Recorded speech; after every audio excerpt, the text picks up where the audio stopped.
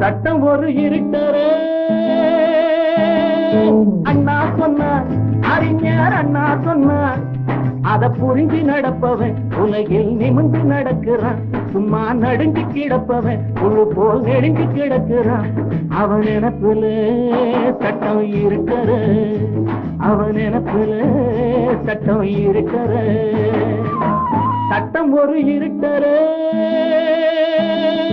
அண்ணா சொன்னார், அறிஞர் அண்ணா சொன்னார்.